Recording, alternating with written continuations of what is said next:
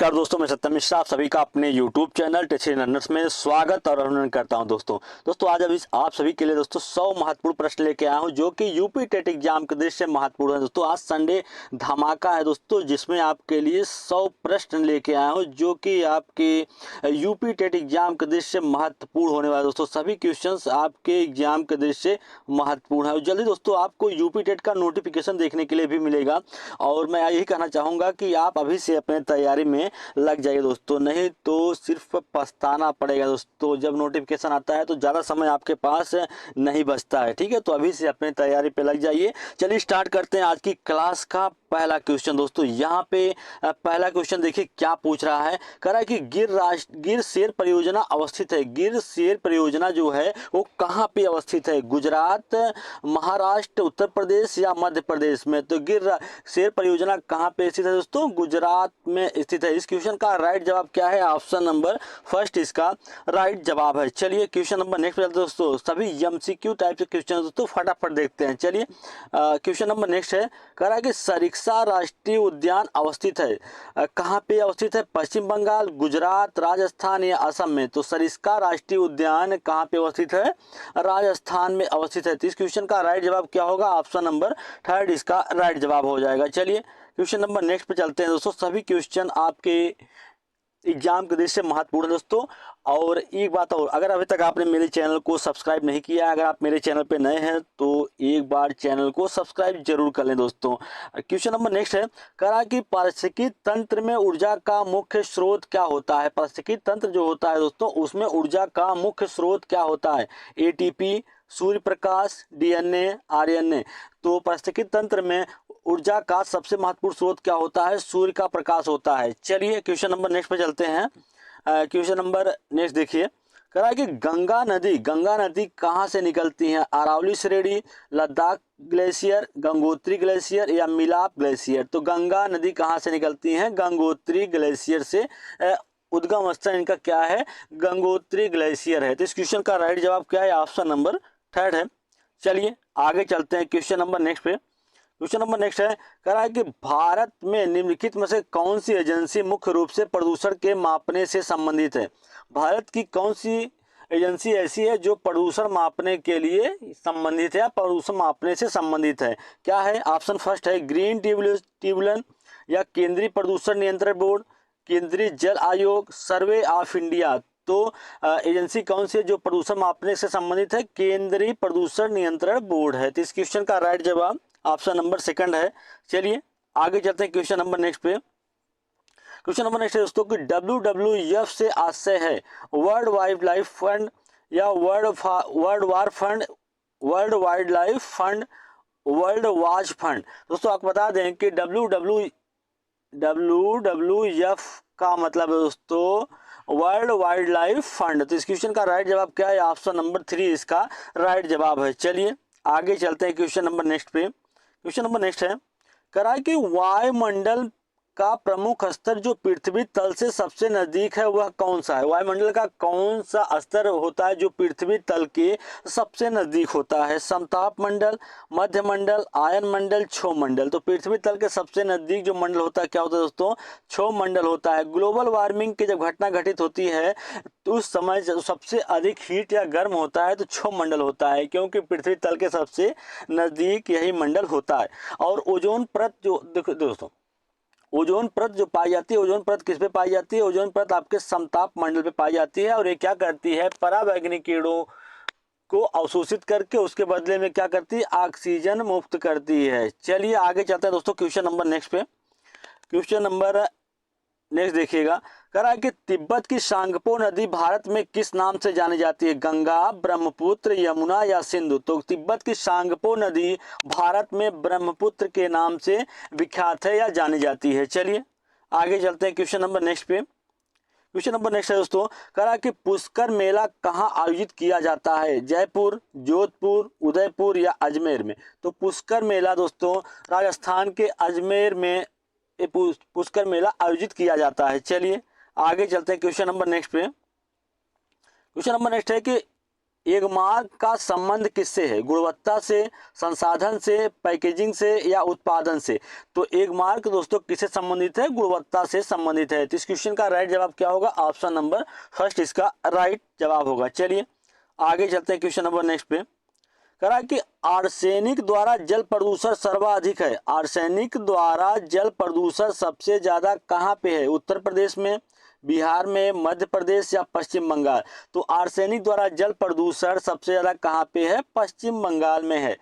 चलिए दोस्तों आगे चलते हैं क्वेश्चन नंबर नेक्स्ट पे। क्वेश्चन नंबर नेक्स्ट देखिएगा, कहा कि भारत में प्रोजेक्ट टाइगर प्रारंभ किया गया था 1972, 1973, 1981 या 1985 में? तो भारत में प्रोजेक्ट टाइगर की शुरुआत कब की गई थी?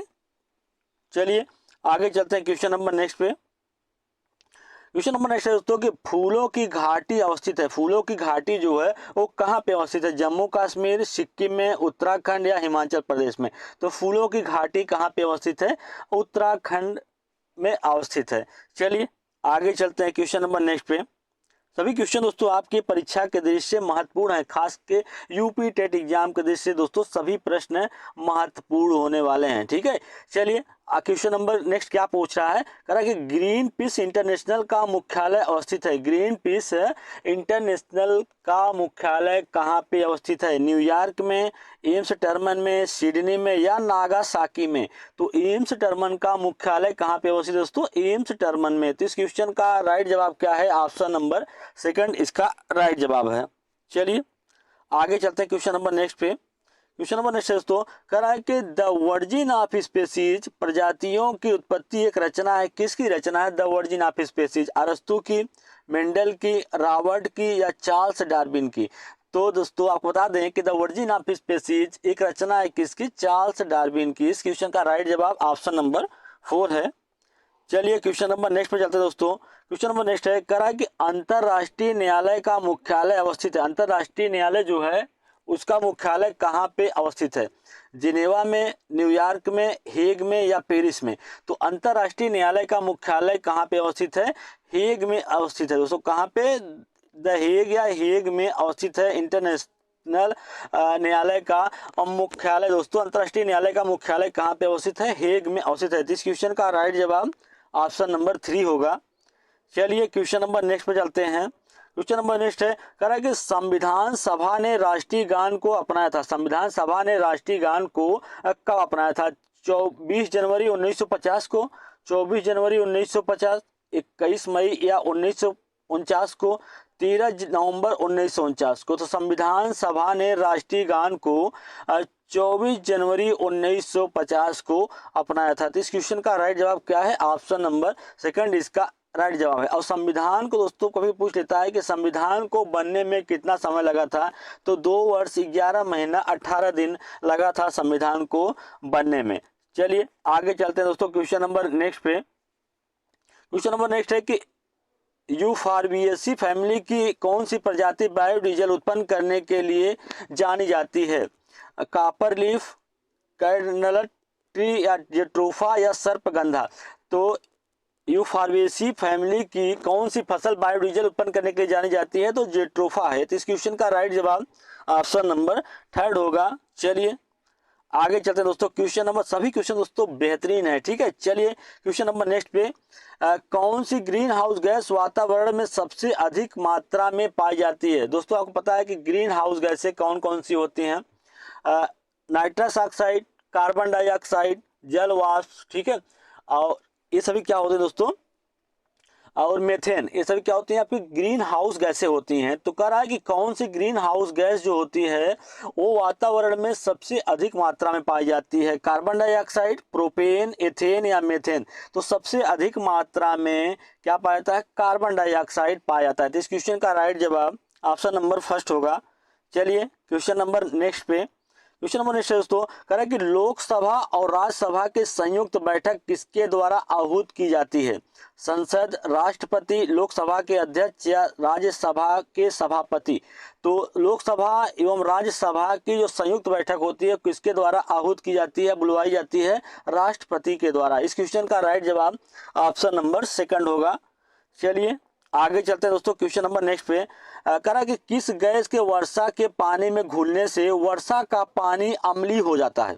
वेरी मोस्ट इंपॉर्टेंट क्वेश्चन है दोस्तों, बहुत ही ज्यादा महत्वपूर्ण। ठीक है, कह रहा है कि किस गैस के वर्षा के पानी में घुलने से वर्षा का पानी जो होता है अम्लीय हो जाता है। Carbon dioxide, hydrogen peroxide, nitrogen monoxide या सल्फर डाइऑक्साइड। जी हाँ दोस्तों, आपको बता दें कि सल्फर डाइऑक्साइड के वर्षा के पानी में घुलने से वर्षा का पानी जो होता है वो क्या होता है, अम्लीय हो जाता है। इसी के कारण दोस्तों ताजमहल जो है उसका कलर भी क्या हो गया है, कलर पीला हो गया। दोस्तों ताजमहल का कलर का पीला होने के कारण क्या है, सल्फर डाइऑक्साइड है। ठीक है, चलिए आगे चलते हैं क्वेश्चन नंबर नेक्स्ट पे। क्वेश्चन नंबर नेक्स्ट दोस्तों देखिएगा, कह रहा है कि वर्षा जल संग्रह क्या है। वर्षा जल संग्रहण क्या होता है। पानी का वितरण, प्रयुक्त जल का संग्रह और भंडारण, वर्षा जल का जमाव और भंडारण।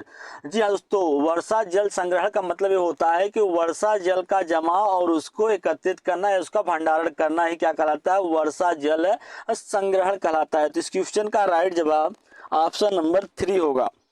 चलिए आगे चलते हैं क्वेश्चन नंबर नेक्स्ट पे। क्वेश्चन नंबर नेक्स्ट है दोस्तों, कह रहा है कि भारतीय संविधान में विधि का शासन विचार कहाँ से लिया गया है। भारतीय संविधान में जो विधि का शासन का विचार है वो कहाँ से लिया गया है। स्विट्जरलैंड से, अमेरिका, आयरलैंड या इंग्लैंड से। दोस्तों आपको बता दें कि भारतीय संविधान में जो विधि का शासन है वो कहाँ से लिया गया है, इंग्लैंड से लिया गया है। तो इस क्वेश्चन का राइट जवाब क्या होगा, ऑप्शन नंबर 4 इसका राइट जवाब होगा। चलिए आगे जाते हैं क्वेश्चन नंबर नेक्स्ट पे। कह रहा है कि लोकसभा के चुनाव हेतु अधिसूचना कौन जारी करता है। लोकसभा के जो चुनाव होता है दोस्तों उसके लिए अधिसूचना या अधिसूचना कौन जारी करता है। गृह मंत्रालय, भारत का निर्वाचन आयोग, राष्ट्रपति, लोकसभा सचिवालय। तो लोकसभा चुनाव हेतु अधिसूचना कौन जारी करता है, भारत का निर्वाचन आयोग जारी करता है। तो इस क्वेश्चन का राइट जवाब ऑप्शन नंबर 2 होगा। चलिए आगे चलते हैं क्वेश्चन नंबर नेक्स्ट पे। कह रहा है कि लोकसभा की कार्रवाई के प्रथम घंटे को कहा जाता है। लोकसभा की कार्रवाई जब होती है दोस्तों उसका जो प्रथम घंटा होता है, प्रथम हावर होता है, उसे क्या कहते हैं। शून्यकाल के नाम से जाना जाता है, सार्वजनिक काल या विशेषाधिकार काल या प्रश्न काल। जी हाँ दोस्तों, आपको बता दें कि लोकसभा की कार्रवाई का जो प्रथम घंटा होता है उसे किस नाम से जानते हैं, उसे क्या कहता है, प्रश्न काल कहा जाता है। चलिए आगे चलते हैं क्वेश्चन नंबर नेक्स्ट पे। कह रहा है कि भारतीय गैंडा कहाँ संरक्षित है। भारतीय जो गैंडा है वो कहाँ पे संरक्षित या सुरक्षित है दोस्तों, कहाँ पे रखा गया है। Bandipur national park, Corbett national park, Kaziranga national park या गिर नेशनल पार्क। तो भारतीय गैंडा कहाँ संरक्षित है दोस्तों, काजीरंगा नेशनल पार्क में संरक्षित है। चलिए आगे चलते हैं क्वेश्चन नंबर नेक्स्ट पे। क्वेश्चन नंबर नेक्स्ट है, कह रहा है कि निम्नलिखित में से कौन सा जीवमंडल का अजैविक घटक नहीं है। जी हाँ दोस्तों, यह पूछ रहा है कि अजैविक घटक है नहीं, कह रहा है कि अजैविक घटक नहीं है। जबकि आपको बता दें कि प्रोटीन, मृदा, फास्फोरस सभी क्या होते हैं, अजैविक घटक होते हैं। ठीक है, कह रहा है कि अजैविक घटक नहीं है। तो कवक जो है वो क्या होता है, वो जैवमंडल का अजैविक घटक नहीं होता है। चलिए आगे चलते हैं क्वेश्चन नंबर नेक्स्ट पे। कह रहा है कि निम्नलिखित में से कौन सा क्रम पारिस्थितिक तंत्र में ऊर्जा प्रवाह के संबंध में सही है। कह रहा है कि पारिस्थितिक तंत्र में ऊर्जा का प्रवाह कैसे होता है, किस रूप में होता है, उसी के बारे में यहाँ पे क्रम दे रखा है। कह रहा है कि कौन सा क्रम सही है। ऑप्शन 1 है उत्पादक उपभोक्ता अपघटक, उत्पादक अपघटक उपभोक्ता, अपघटक उपभोक्ता या उत्पादक उपभोक्ता उत्पादक अपघटक। जी हाँ दोस्तों, आपको बता दें इसमें से क्या होगा, सबसे पहले उत्पादक होगा, फिर उसका उपभोग होगा, फिर जाके अपघटक होगा। तो इस क्वेश्चन का राइट जवाब क्या होगा, ऑप्शन नंबर फर्स्ट हो जाएगा। और ऊर्जा का प्रवाह दोस्तों उत्पादक से उपभोक्ता में, उपभोक्ता से अपघटक में, इसी तरीके से चक्र में चलता रहता है। चलिए आगे चलते हैं क्वेश्चन नंबर नेक्स्ट पे।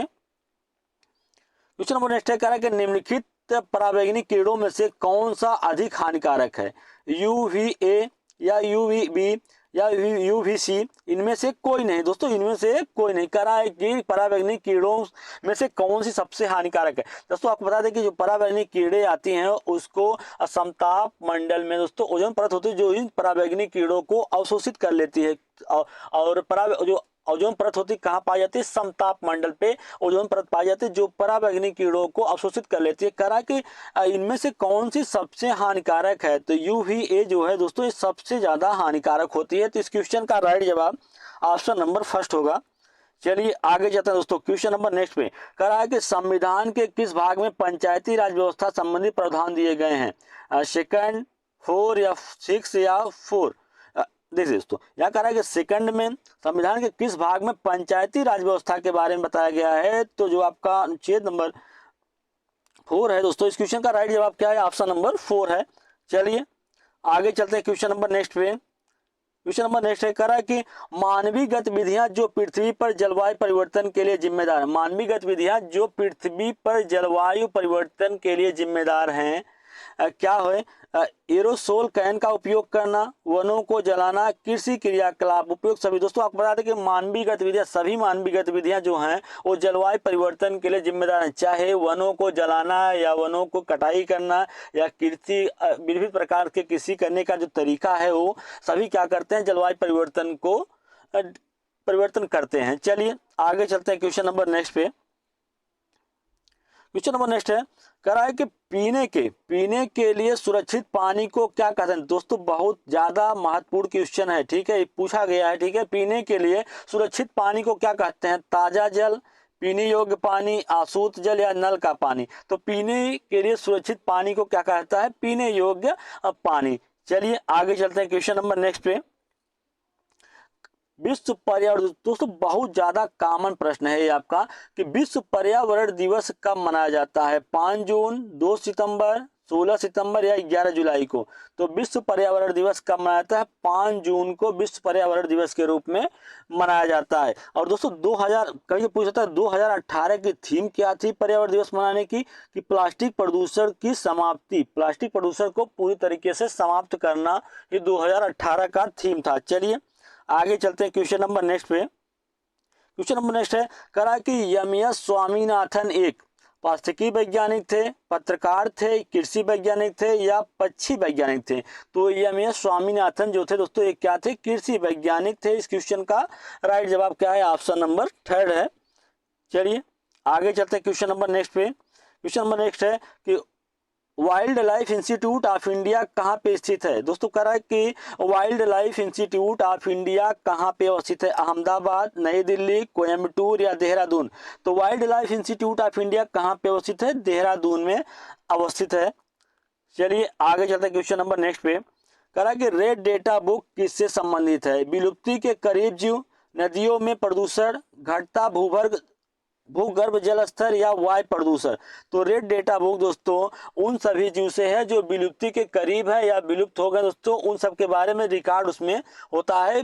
रेड डेटा बुक उन्हीं के बारे में जानकारी रखता है जो विलुप्ति के करीब जीव हैं। चलिए आगे चलते हैं क्वेश्चन नंबर नेक्स्ट पे। क्वेश्चन नंबर नेक्स्ट है कि वर्ष 1984 में भोपाल गैस त्रासदी निम्नलिखित में से किस गैस के रिसाव के कारण हुई थी?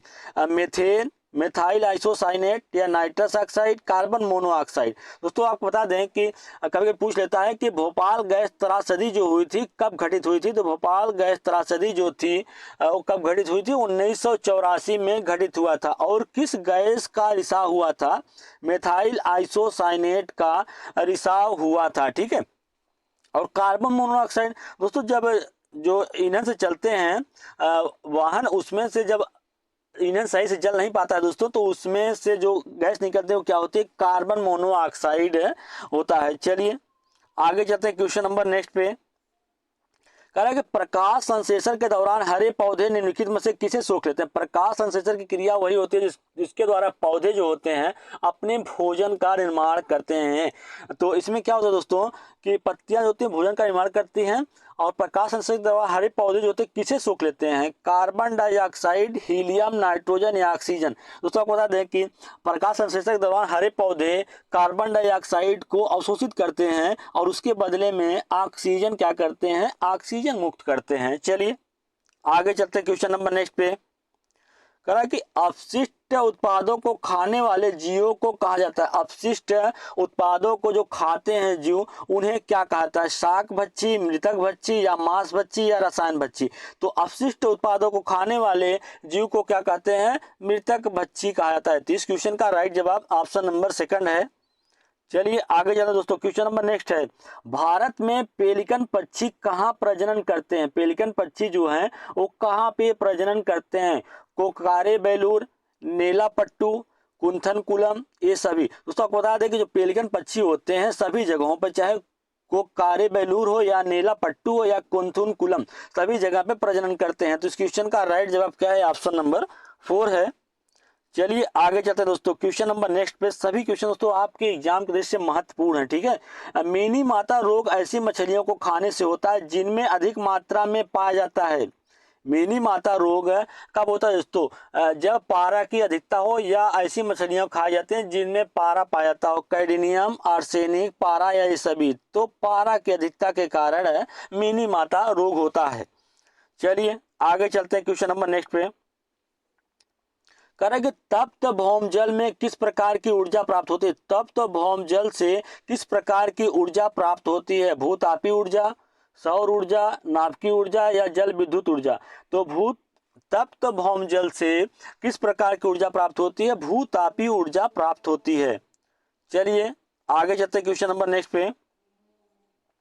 क्वेश्चन नंबर नेक्स्ट है, कह रहा है कि ओजोन परत का अधिकतम ह्रास किस पर हुआ है? तो ओजोन परत जो है उसका अधिकतम ह्रास दक्षिणी ध्रुव पे होता है। तो इस क्वेश्चन का राइट जवाब क्या है? ऑप्शन नंबर 3 है। चलिए आगे चलते हैं दोस्तों, क्वेश्चन नंबर नेक्स्ट है, कह रहा है कि निम्नलिखित में से कौन सा भारत का प्रमुख न्यायाधीश था? Hiralal J Kania, M Patanjali Shastri, Mehr Chand Mahajan, S R Das. तो भारत का प्रमुख न्यायाधीश कौन था? हीरालाल जे कानिया। तो इस क्वेश्चन का राइट जवाब क्या है? ऑप्शन नंबर 1 है। चलिए दोस्तों आगे जाते हैं क्वेश्चन नंबर नेक्स्ट पे। कह रहा है कि किसी राज्य के राज्यपाल की नियुक्ति के लिए कम से कम आयु सीमा क्या होनी चाहिए? 50 वर्ष, 45 वर्ष, 35 या 30 वर्ष? तो किसी भी राज्यपाल की नियुक्ति के लिए कम से कम जो आयु सीमा रखी गई वो क्या है? 35 वर्ष है। तो इस क्वेश्चन का राइट जवाब ऑप्शन नंबर 3 होगा। चलिए दोस्तों क्वेश्चन नंबर नेक्स्ट पे चलते हैं। कह रहा है कि प्रोटीन अणुओं की इकाई है अमीनो अम्ल, वसाम्ल, ग्लूकोज या विटामिन? तो प्रोटीन अणुओं की जो इकाई होती है वो क्या होती है दोस्तों? अमीनो अम्ल होती है। इस क्वेश्चन का राइट जवाब ऑप्शन नंबर 1 है दोस्तों। कह रहा है कि विटामिन, दोस्तों आप जान लेते हैं कुछ विटामिन होते हैं दोस्तों। विटामिन आपके A B C D E के सभी क्या होते हैं दोस्तों? विटामिन होते हैं। तो कुछ विटामिन दोस्तों ऐसे होते हैं जो कि वसा में घुलनशील होते हैं, कुछ विटामिन ऐसे होते हैं जो जल में घुलनशील होते हैं। बहुत कॉमन क्वेश्चन होता है दोस्तों, कभी भी पूछ लेता है कि विटामिन ए जो होता है उसका महत्वपूर्ण स्रोत क्या होता है? तो विटामिन ए का सबसे महत्वपूर्ण स्रोत क्या होता है? गाजर होता है। और विटामिन ए की कमी से दोस्तों रतौंधी रोग होता है, ठीक है। और कभी कभी पूछ लेता है कौन सा विटामिन ऐसा होता है जो कि जल में घुलनशील होता है? तो विटामिन बी और सी जो होता है ये जल में घुलनशील विटामिन होता है। इसको याद करने के लिए आप कह सकते हैं कि भैंस गई पानी में। तो बी सी जो होता है वो क्या होता है? जल में घुलनशील विटामिन है। चलिए आगे चलते हैं क्वेश्चन नंबर नेक्स्ट पे। कह रहा है कि अनुच्छेद 356 का प्रथम बार प्रयोग कब और कहां हुआ? दोस्तों बहुत ही महत्वपूर्ण प्रश्न है आपके एग्जाम की दृष्टि से। कह रहा है कि अनुच्छेद 356 का प्रथम बार प्रयोग कब हुआ था और कहां पे? ऑप्शन 1 है जम्मू कश्मीर 1956, ऑप्शन सेकंड है केरल 1959, ऑप्शन थर्ड है बिहार 1958, ऑप्शन 4 है मध्य प्रदेश 1957। तो प्रथम बार प्रयोग कहां पे हुआ था? केरल में हुआ था। और सन दोस्तों क्या था? 1959 ईस्वी में केरल में हुआ था। क्या? अनुच्छेद 356 का प्रथम बार प्रयोग। तो इस क्वेश्चन का राइट जवाब क्या होगा? ऑप्शन नंबर 2 इसका राइट जवाब हो जाएगा। चलिए आगे चलते हैं क्वेश्चन नंबर नेक्स्ट पे। नगर निगम द्वारा कौन सा कर लगाया जा सकता है? चुंगी कर, गृह कर, मनोरंजन कर, ये सभी। तो नगर निगम द्वारा सभी कर लगाए जा सकते हैं दोस्तों, चाहे चुंगी कर हो, गृह कर या मनोरंजन कर। चलिए आगे चलते हैं क्वेश्चन नंबर नेक्स्ट पे। क्वेश्चन नंबर नेक्स्ट है दोस्तों, करा कि निम्नलिखित में से किस प्रदेश में रेडियार पाया जाता है? किस प्रदेश में रेडियार पाया जाता है? मानसून, गर्म मरुस्थल, टुंड्रा प्रदेश या टैंगा प्रदेश? तो रेडियार कहाँ पाया जाता है दोस्तों? टुंड्रा प्रदेश में रेडियार पाया जाता है। चलिए आगे चलते हैं क्वेश्चन नंबर नेक्स्ट पे। कह रहा है कि निम्नलिखित में से कौन सा एक शीतोष्ण घास प्रदेश नहीं है? कह रहा है कि शीतोष्ण, देखिए दोस्तों कभी कभी क्वेश्चन में आप इस चीज को ध्यान रखा करिए, जब जहां पे आपको न नहीं दिखाई दे इसको तुरंत आप अंडरलाइन कर लीजिए, क्योंकि नहीं के चक्कर में दोस्तों आप कभी कोई हाथ वाला लगा के चले जाते हैं तो आपका जवाब गलत हो जाता है। कह रहा है कि निम्नलिखित में से कौन सा एक शीतोष्ण घास प्रदेश नहीं है? डाउन्स, पंपास, प्रेरीज सभी क्या है दोस्तों? शीतोष्ण घास प्रदेश है, जबकि कंपास इस क्वेश्चन का राइट जवाब हो, क्योंकि वो शीतोष्ण घास प्रदेश नहीं है। चलिए आगे चलते हैं क्वेश्चन नंबर नेक्स्ट पे। कह रहा है कि जनसंख्या के आकार के आधार पे बृहत्तम महाद्वीप कौन सा है? जनसंख्या के आकार के आधार पे सबसे बड़ा महाद्वीप कौन सा है? एशिया, उत्तरी अमेरिका, यूरोप या अफ्रीका? तो जनसंख्या के आकार के आधार पे सबसे बड़ा महाद्वीप क्या है दोस्तों? एशिया महाद्वीप सबसे बड़ा महाद्वीप है। तो इस क्वेश्चन का राइट जवाब क्या होगा? ऑप्शन नंबर फर्स्ट इसका राइट जवाब होगा। चलिए आगे चलते क्वेश्चन नंबर नेक्स्ट पे। कह रहा है कि भारत में थारू जनजाति कहाँ पे निवास करती है? भारत में थारू जनजाति होती है दोस्तों, जनजाति दोस्तों अक्सर एग्जाम में क्वेश्चन पूछा जाता है। तो थारू जनजाति दोस्तों बहुत ज्यादा इंपॉर्टेंट है, क्योंकि इससे परीक्षा में जरूर क्वेश्चन पूछा जाता है कि ठीक है, भारत में थारू जनजाति कहाँ निवास करती है? उत्तराखंड में, उत्तर प्रदेश के तराई क्षेत्र में, थार मरुस्थल में या झारखंड में?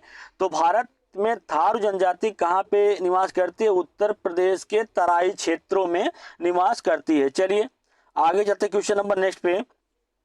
कह रहा है कि किस वर्ण की उपस्थिति के कारण पौधे हरे होते हैं? दोस्तों बहुत ही मस्त क्वेश्चन है, कि कह सकते हैं अच्छा क्वेश्चन है कि किस वर्ण की उपस्थिति के कारण पौधे हरे होते हैं? एंथोसाइनिन, लाइकोपीन या कैरोटीनाइड या क्लोरोफिल के कारण? दोस्तों आपको बता दें कि पौधों का जो कलर हरा होता है किसके कारण होता है? क्लोरोफिल के कारण जो पौधे होते हैं उनकी पत्तियां या वो हरे होते हैं, किसके कारण? क्लोरोफिल के कारण। चलिए आगे चलते हैं क्वेश्चन नंबर नेक्स्ट पे। कह रहा है कि भिलाई इस्पात संयंत्र स्थित है। भिलाई इस्पात संयंत्र जो है वो कहाँ पे स्थित है? छत्तीसगढ़, मध्य प्रदेश, झारखंड या उड़ीसा में? तो कहाँ पे अवस्थित है दोस्तों? छत्तीसगढ़ में अवस्थित है। इस क्वेश्चन का राइट जवाब क्या है? ऑप्शन नंबर फर्स्ट है। चलिए आगे चलते हैं दोस्तों क्वेश्चन नंबर नेक्स्ट पे।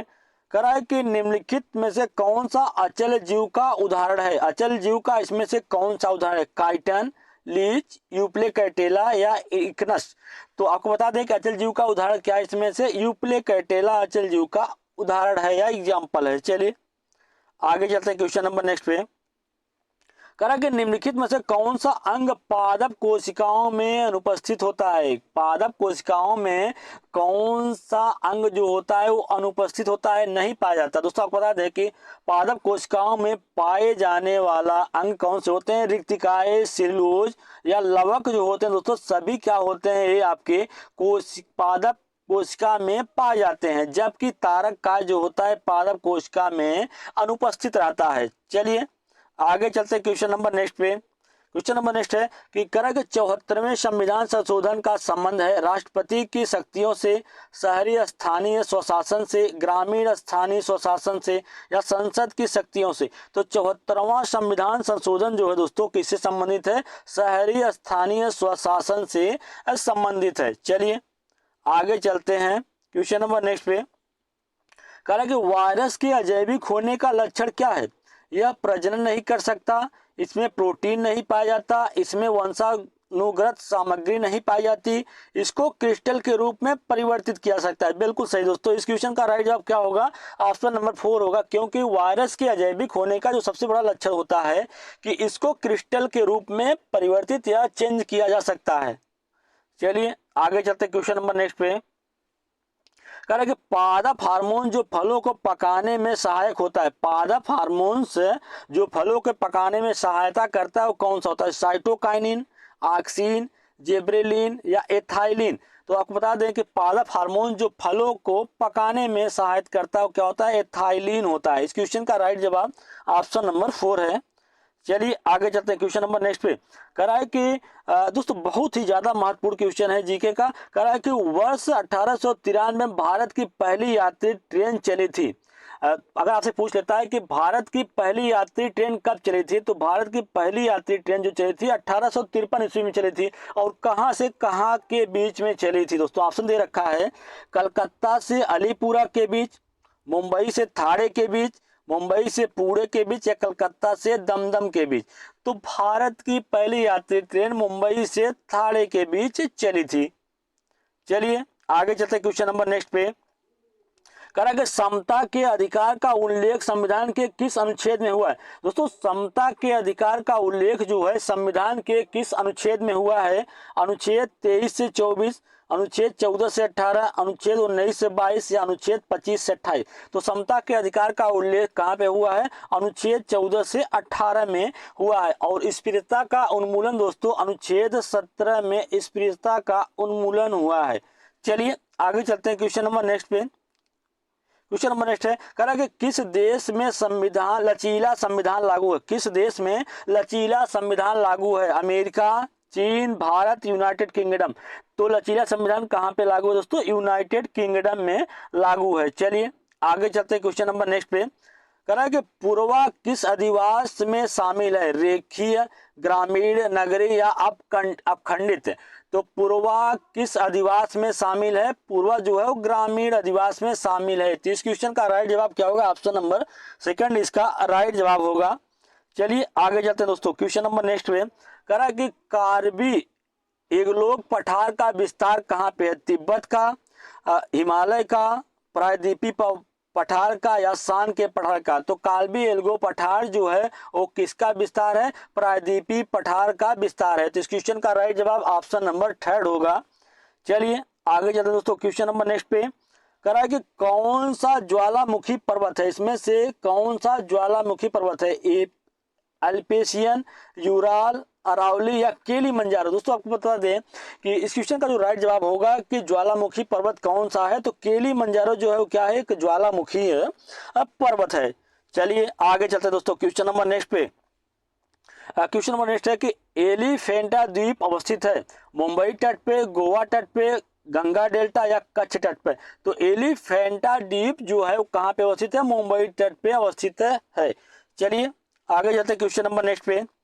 क्वेश्चन नंबर नेक्स्ट है, कह रहा है कि मानसूनी वन पाए जाते हैं जहां वर्षा होती है। मानसूनी वन कहां पे पाए जाते हैं, जहां पे वर्षा कितनी सेमी तक होती है, 50 से 150 तक, 70 से 200 तक, 150 से 200 सेमी तक, 70 से 100 सेमी तक। तो दोस्तों आपको बता दें कि मानसूनी वन वहां पाए जाते हैं जहां पे वर्षा होती है 70 से 200 सेमी तक होती है।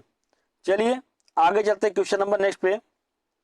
कह रहा है कि भारत में महिलाओं के लिए आरक्षण की व्यवस्था कहाँ पे लागू कहाँ है, भारत में महिलाओं के लिए आरक्षण की व्यवस्था कहाँ पे है, मंत्रिमंडल में, विधानसभा में, पंचायती राज संस्थानों में या लोकसभा में। तो दोस्तों आपको बता दें कि भारत में महिलाओं के लिए आरक्षण की जो व्यवस्था है कहाँ पे, पंचायती राज संस्थानों में है।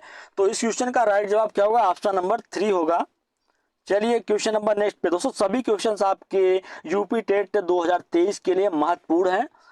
अत्यधिक चरण का परिणाम है मृदा प्रदूषण, मृदा अपरदन, ताप प्रदूषण या जलवायु परिवर्तन। तो अत्यधिक चरण का परिणाम क्या है दोस्तों, मृदा अपरदन जो है वो अत्यधिक चरण का परिणाम है। चलिए आगे चलते हैं क्वेश्चन नंबर नेक्स्ट पे। कह रहा है कि राष्ट्रीय पाठ चर्चा की रूपरेखा 2000 के अनुसार पर्यावरण अध्ययन को किस कक्षा समूह में स्थान दिया गया है, पहली और दूसरी कक्षा में, तीसरी से 5वीं कक्षा, 6वीं से 8वीं कक्षा या 9वीं से 10वीं कक्षा। तो राष्ट्रीय पाठ चर्चा रूपरेखा 2000 के अनुसार पर्यावरण अध्ययन को तीसरी से 5वीं कक्षा में कक्षा समूह में स्थान दिया गया है।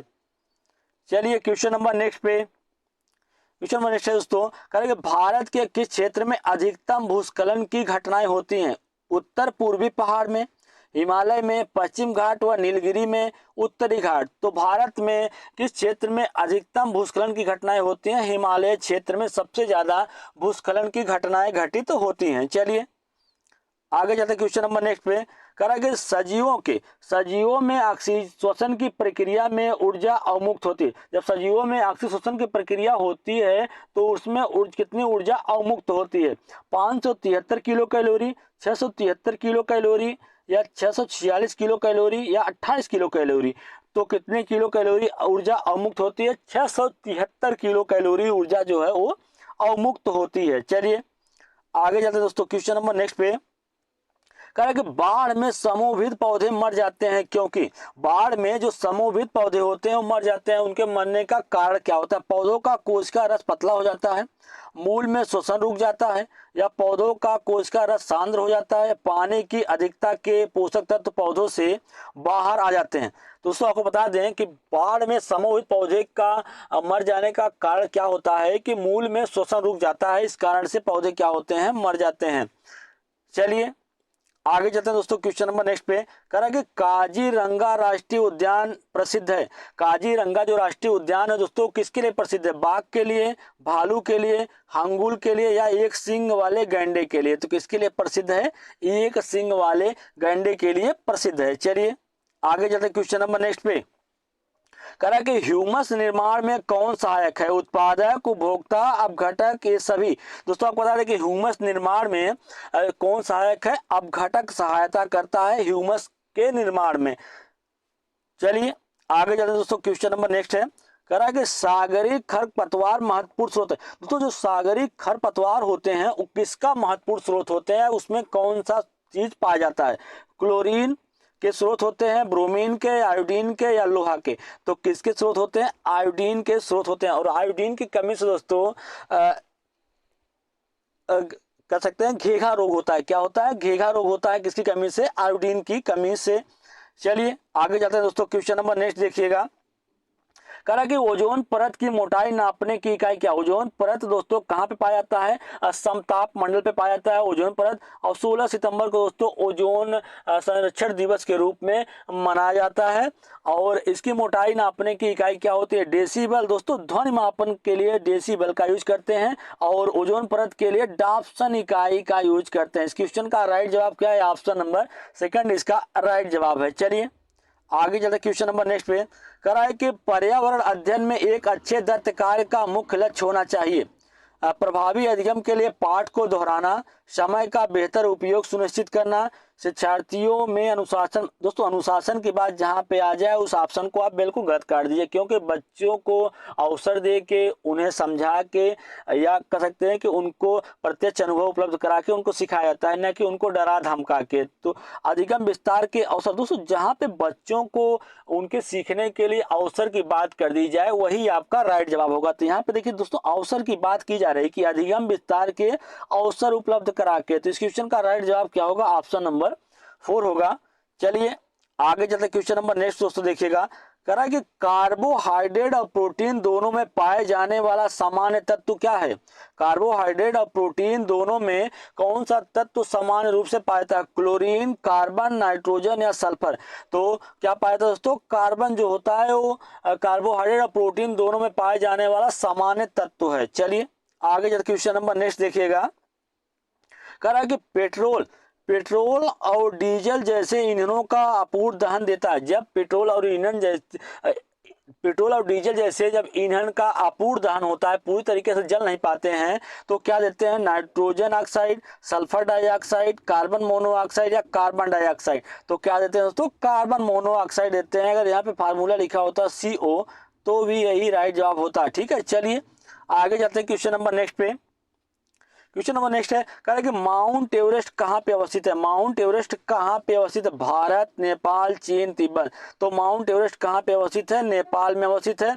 और माउंट एवरेस्ट को नेपाल में सागर माथा के नाम से भी जाना जाता है। और माउंट एवरेस्ट की जो ऊंचाई है दोस्तों कितनी है? 8,848 मीटर इसकी ऊंचाई है। ठीक है चलिए आगे चलते क्वेश्चन नंबर नेक्स्ट देखिएगा कह रहा है कि EIA का पूरा नाम क्या है? EIA जो है दोस्तों इसका फुल फॉर्म करके पूछ लेता है, इंपॉर्टेंट क्वेश्चन है दोस्तों आपके परीक्षा के दृष्टि से। कह रहा है कि EIA का फुल फॉर्म क्या होता है?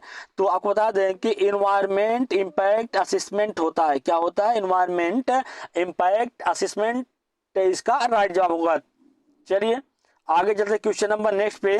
क्वेश्चन नंबर नेक्स्ट है दोस्तों कह रहा है कि प्रत्येक वर्ष पृथ्वी दिवस कब मनाया जाता है? प्रत्येक वर्ष पृथ्वी दिवस कब मनाया जाता है? 22 अप्रैल, 23 नवंबर, 26 जनवरी, या 5 जून को? तो प्रत्येक वर्ष पृथ्वी दिवस कब मनाया जाता है? 22 अप्रैल को मनाया जाता है। इस क्वेश्चन का राइट जवाब क्या है? ऑप्शन नंबर फर्स्ट है।